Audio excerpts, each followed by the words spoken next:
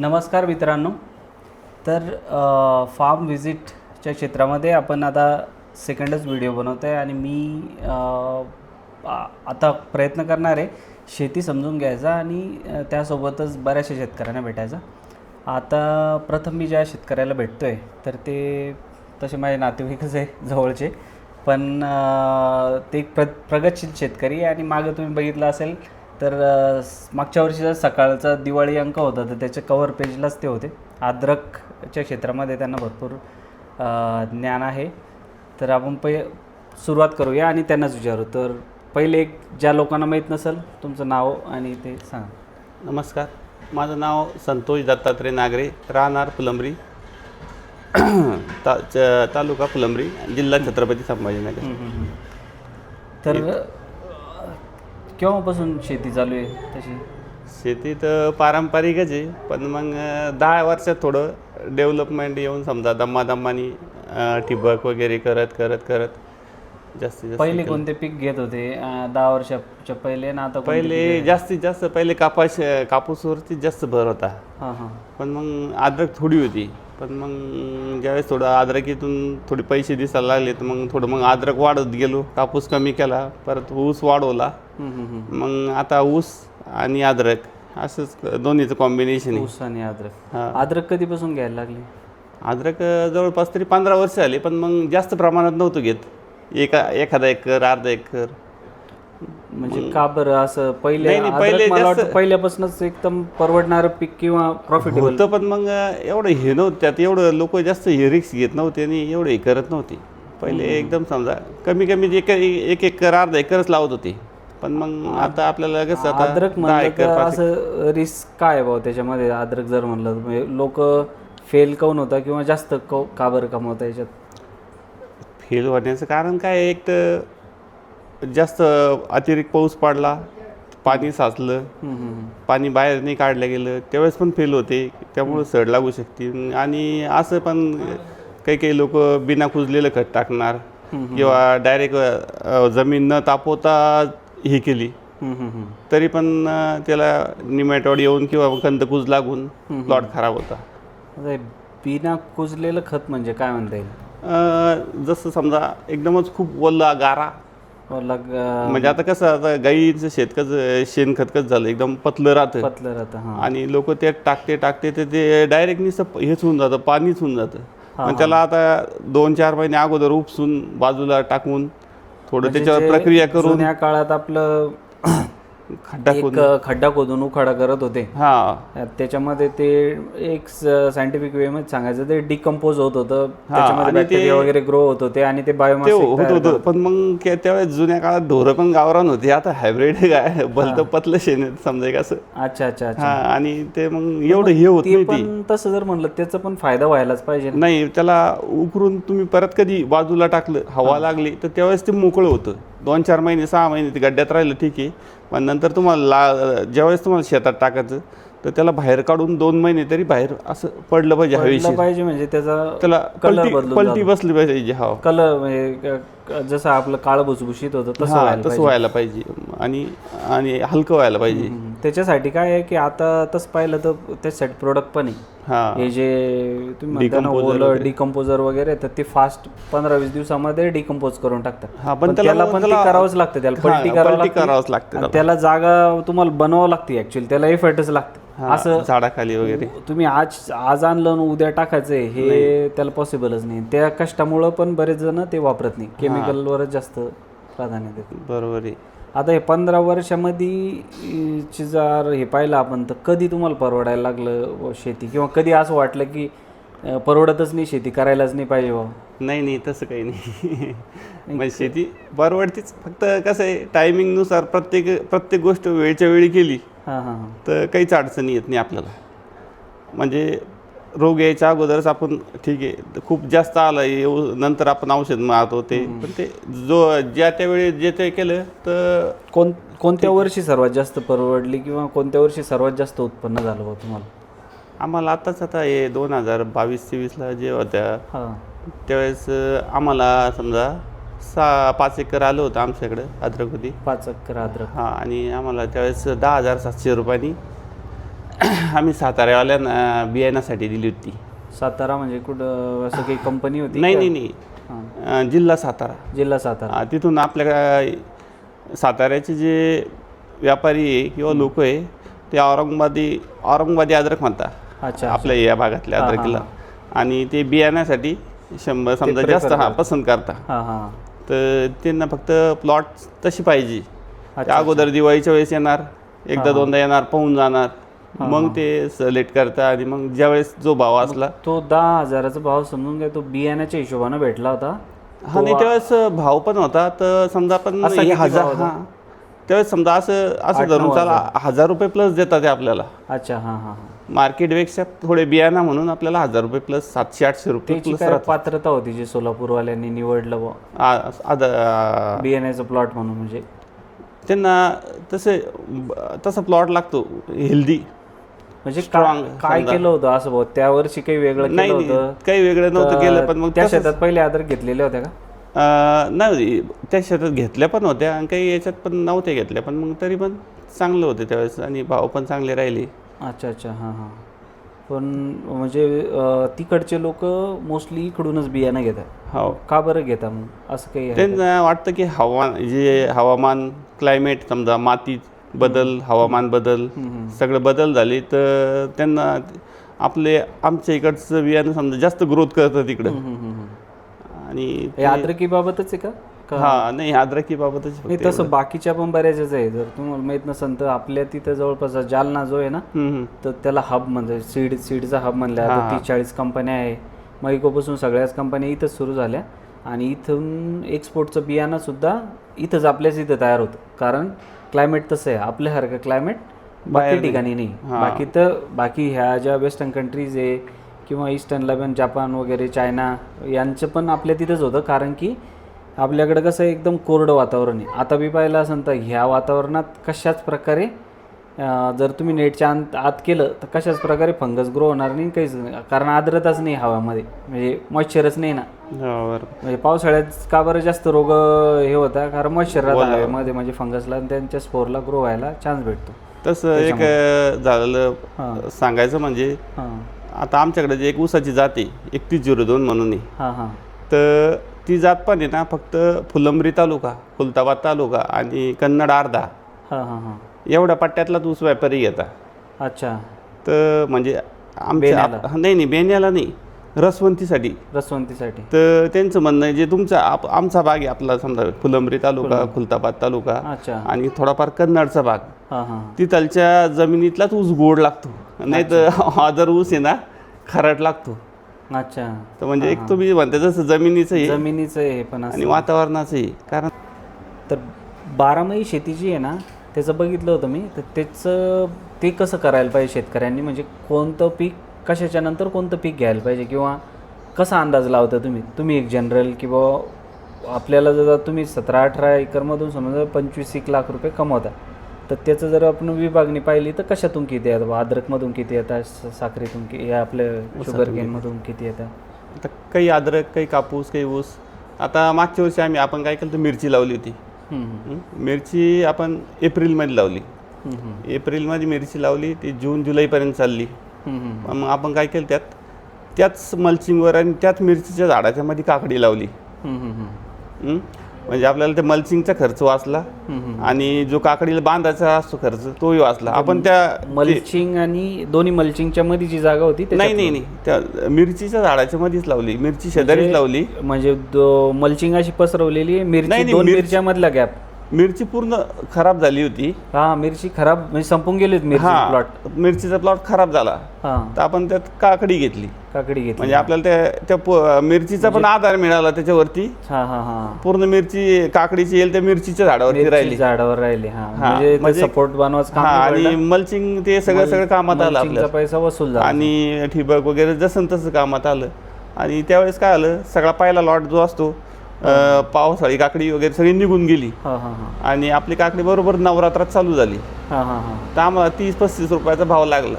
अच्छा. आणि ते 2 एकर काकडी होती, तर मस्त उत्पन्न झालं आम्हाला.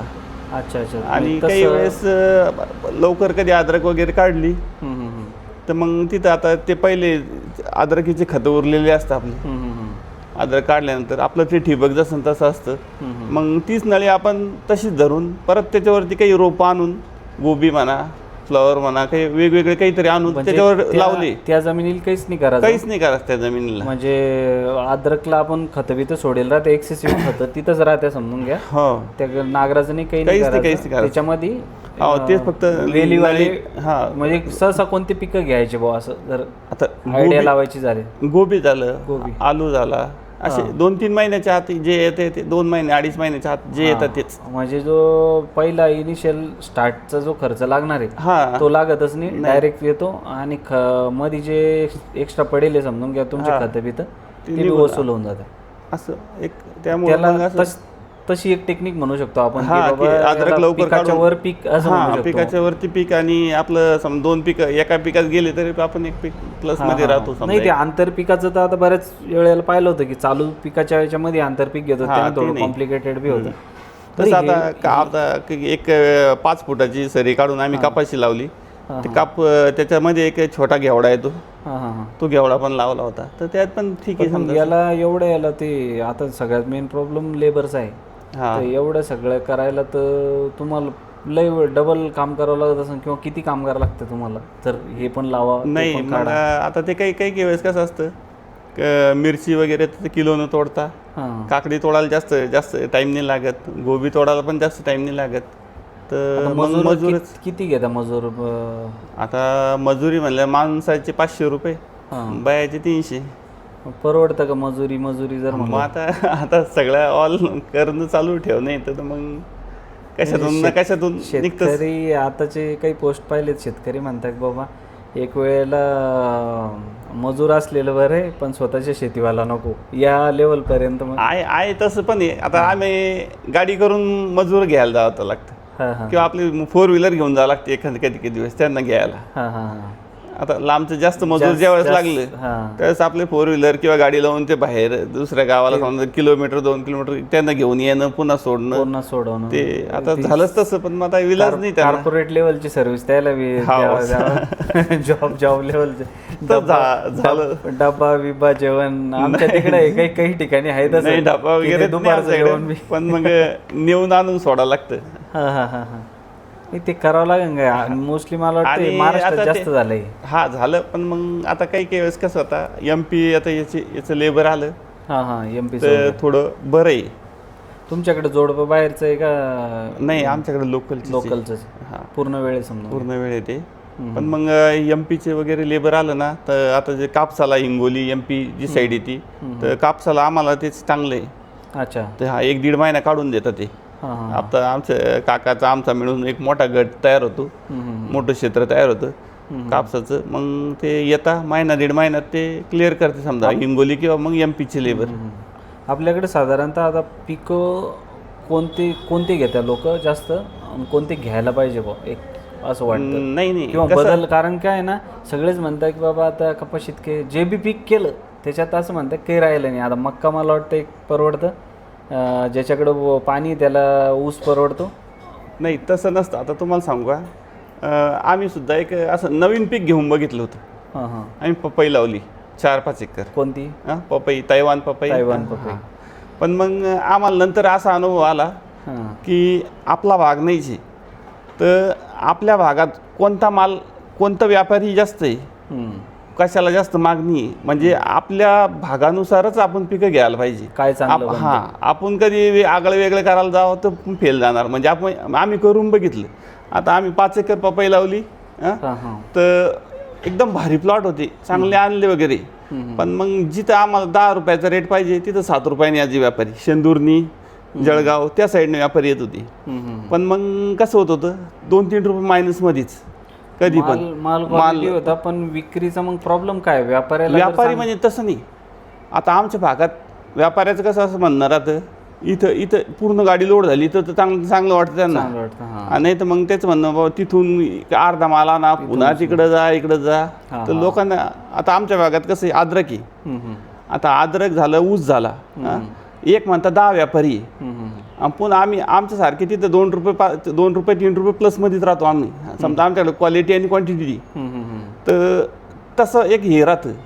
म्हणजे व्यापारी बरोबर जास्त आहे. पाहिजे. म्हणजे इकडे जर आला तर तो त्याला माहिती आहे त्याची गाडी भरूनच होणार आहे, त्याच्या म्हणजे आपला पट्टाच बनलेला आहे. जसं हा, आमचं जसं अद्रकीचं आणि सिल्लोड तिकडं मिरचीचं आहे. मिरचीचं बनलेलं हा. आहे, तर तिकडं आता आम्हाला नाही का ती मिरची आम्ही लावली, आम्हाला तुमच्या इकडे मिरची घेऊन यावं लागत, तर मग परत स्पेशल गाडी लावा, थोडेफार कमी मिरची तोडली, पाऊस आला, पुन्हा तिला काय करावं, पुन्हा औरंगाबादला टाकावं लागेल, औरंगाबादला कमी भाव विकत होती. मग ते असं ने आणायला परवडलं पाहिजे. त्या हिशोबानंच आपण समजा स्थानिकच्या हिशोबाने आणि आपल्या जमिनीतलं काय सुटेबल आहे त्या हिशोबाने माल लावले गेले पाहिजे. म्हणजे त्यात आपण समजा जरी आपण कापूस लावून राहिलो, पण मग कापसातच काही नवीन काय केलं जाईल, ठिबक हे ते अशी भानगडी ॲव्हरेज कसं काढलं जाईल यालाच महत्त्व दिलं पाहिजे. म्हणजे आपण सांगा बाबा हे अनार लावा, हे लावा, तसं नाही की ते ह्या लोकांच्या हिशोबानं नाही परवडत ना. जसं मजुराच्या हिशोबानं मिरचीला बी तोडायला मोठा प्रॉब्लेम आहे. कधी कधी तोडणं महाग होऊन जात. मिरची, टोमॅटो, कापसाचं तसंच आहे की बाबा तो जर मी काढून जरी आणला तर ते लेवल होती का नाही त्याच्या बी चिंतेत राहतो शेतकरी. म्हणजे कधी कधी टोमॅटो तोडून फेकून देतात किंवा तोडतच नाही, तसंच याच्यात पडून राहतो. हे मजुराच्या याच्यामुळे जास्त झालेलं आहे. आणि त्याचं कसं आहे की आता मी पाहतो, मी जपानला पण पाहिलेलं आहे की छोटी जरी एवढा जरी प्लॉट राहिला रूमचा एवढा, तेवढ्यात पण शेती एक माणूस येऊन स्वतः शेती करतो, काम करणारा पण शेती करतो, कोणी पण शेती करतं. कारण ते त्यांच्याकडे जमीन लय कमी राहिलेली. म्हणजे जपान मोठं आहे असं महाराष्ट्रासारखं धरू शकतो लंब लँडच्या हिशोबानं, पण 70% डोंगरच आहे नुसता आणि दमट वातावरण येतं आणि बाकीचं इंडस्ट्री भरपूर आहे. 5-10% जमीन असेल ज्यावर शेती होती. मग त्यामुळे शेतीची व्हॅल्यू आहे त्यांना, जिथं प्रोड्यूस करता येईल तिथं कर. आपल्या तिथं काय आहे की शेती भरपूर आहे, सगळं भरपूर आहे, पोरं पण आहे, पण मी जे आताचे पोरं पाहतो तर कोणाला शेतीमध्ये इंटरेस्ट नाही ना, मुलींना पण इंटरेस्ट नाही. पहिले कसा एक फॅमिली बिझनेस होता तो आणि सगळेजण करत होता. आमचं पण घर आता सगळेच आपले घरं जर पाहिले तर लहानपणापासून आपल्याला डायरेक्ट पेरणीपासून सगळेजण लावत होते. तर आता तुमच्या मुलाला तुम्हाला शेती करावं वाटते का नाही वाटत की त्याने शेती करावं का दुसरं काही करावं? प्रत्येक शेतकऱ्याचा असं समोर प्रश्न आहे. समजून घ्या, तुम्हाला काय वाटतं? नाही तसं नाही ना, पण मग आता कसं असतं, आता आपण केली असं वाटतं आपण सगळेच काय शेती करावं आहे की नाही, काही बाहेर पण पाहिजे, काही इकडे पण पाहिजे असं. एक धंदा म्हणून आता कोणाच दुकान आहे तर एखाद्या वेळेस जर चांगलं चालत असलं त्याला वाटतं करावं. बऱ्याच डॉक्टरांना पाहिलं मी, ते म्हणतात की आमच्या मुलांना डॉक्टर नाही हो असं त्यांना वाटतं, काहून की त्यांची एक परेशानी डॉक्टर राहून पण. तसं शेतकऱ्याला एखाद्या वेळेस आता वाटत असेल की डॉक्टर व्हावं बाबा, धंदेवाईकाला वाटतं की माझ्या मुलाने धंदा नाही करावं, काहीतरी नोकरी करावं, असं प्रत्येकाचा त्रास राहतो. ते सोडून म्हणतोय मी की शेतकऱ्याच्या मुलानं शेती करण्यासारखं शेतीत आहे का नाही आहे बा आताच्या? नाही आहे. कसं असतं, चांगली केली ना तर भरपूर काही आहे, फक्त वेळच्या वेळी सगळं पाहिजे आणि भांडवल सुद्धा पाहिजे. अच्छा, हां. म्हणजे टेन्शन नाही राहत, कारण भांडवल खूप लागतं. आता प्रत्येक वेळेस आता खताची किमती वाढल्या, ठिबक हे ते सगळ्या गोष्टी वाढल्या. आता यावर्षी युद्धामुळे खताच्या याला काही प्रॉब्लेम आहे का? भेटतंय सर? नाही, खूप प्रॉब्लेम आहे आता, लगे परेशानी. भरपूरसे खतं नाही येऊ राहिले, भेटत नाही. बरं, एक आपण अद्रकीचा जर विषय म्हटला ना, तर अद्रकीला पहिल्यापासून तुम्ही एक सांगा की तुम्ही कसं करता बाबा तुमचं, म्हणजे आता एक रेकॉर्ड ब्रेक अद्रक घेण्याचा तुम्ही सक्सेसफुली प्रयत्न केलेला आहे ना, अचीव पण केलेला आहे. त्याच्यामुळं आपल्याला जर एक चांगल्या प्रकारे अद्रक घ्यायची कोणत्या पण शेतकऱ्याला, तर जमीन कशी असावं त्याच्यापासून तर शेवटपर्यंत काय करावं? ते जमीन कशी असली चालती, काळी किंवा मध्यम जरी असली तरी चालती, फक्त जमिनीला आराम देणं गरजेचं आहे. जानेवारीपासून जमिनीला आराम द्यावा लागेल, 2-3 वेळेस नागाटी वगैरे करून, किंवा मग आज आपलं गव्हाचं असलं काढ असलं, आपलं गव्हाचं रान असलं, त्याला गव्हाचं ते काढ जेवढं हे होतं तेवढं जमिनीत आपण पूर्ण त्यानं रोटावेटरने ते कायच्या साह्याने बारीक करून जमिनीत दाबणं. ऊसाचं क्षेत्र असलं तर ते पूर्ण पाचट कुट्टी करून त्याला दाबणं, पुन्हा 2-3 पाळ्या वगैरे देऊन जमीन जास्तीत जास्त तापवणं. तेच एक महत्त्वाचं काम आहे. समजा अद्रकीचं समजा उत्पन्न तुम्हाला घ्यायचं तर एक तसे एक गोष्टी ते कशाला करायला पाहिजे समजून घ्या. हे आता कारण आता बरेच शेतकरी बाबा शेत एकदम स्वच्छ पाहिजे त्या हिशोबानंच पाहता की पूर्ण शेत एकदम आपलं स्वच्छ दिसलं पाहिजे आणि त्याच्या हिशोबानंच चाललं पाहिजे. हे अद्रकीचं जमिनीतलं पीक आहे तर त्याला भुसभुशीत आणि नरमपणा पाहिजे. आणि पुन्हा जे आपले जीवाणू हे ते त्याचं एक खत तयार होणार आहे, पाष्टाचं याचं गव्हाचं काढायचं ते तर त्यामुळं कसं आहे हम्म, हम्म, हम्म. ते खूप गरजेचं आहे. कारण कसं आहे ते जर असलं तर बऱ्याच वेळेला आता अद्रक जे आहे ते पूर्ण मुळाला येणारच फळ आहे समजून घ्या, हा, जमिनीत रूट येणार. क्रॉप येते, तर त्याच्यामुळं त्याच्यावरती अटॅक व्हायचे जास्त चान्स राहतात. जे पण दुसरे छोट्या छोट्या समजून घ्या निमॅटोडपासून तर बाकीचे मायक्रो ऑर्गॅनिझम, जर त्याला बाकीचं बायोमास जर अवेलेबल असलं किंवा बाकीचं जे तो काडी कचरा. जर काडी कचरा जर अवेलेबल असला तर ते ते तिकडे त्याच्यावर जाणार. त्याच्यावर जगणार आहे ते, त्याच्यामुळे ते त्याच्यावर जगतील. पण मग त्यांना जर तुम्ही काहीच दिलं नाही, पूर्ण शेतच जर स्वच्छ आहे, तर मग ते तुमच्या ह्याच्यावरती ट्राय attack करतील. तुम्ही करणार. किती पण केमिकल सोडा ते तुमच्या ह्याच्यावर अटॅक करणारच आहे. तर त्याच्या हिशोबानं बरोबर आहे ते. त्याच्यासोबत तुम्ही बायोचं काय काय सोडता समजून घ्या, किंवा पहिले त्या जे आपलं अद्रक लागवडीच्या वेळेस त्याला काही ट्रीटमेंट देता का, ट्रायकोची किंवा हा, ट्रायकोडामा किंवा सोडोमोनोमध्ये बुडून बियाणं बुडून त्याला हे करून परत मग लागवड झाल्यानंतर ते सोडून किंवा मग NPK जीवाणू सोडून NPK जीवाणू मायक्रोरायझा सोडून असं अच्छा, हां हां. असं 2-3 मायक्रोरायझाच किती फरक पडतो? मायक्रोरायझा चांगला फरक पडतो. ह्युमिक प्लस मायक्रोरायझा सोडलं ना आपण हां हां हां. तर चांगलं हे फरक आहे.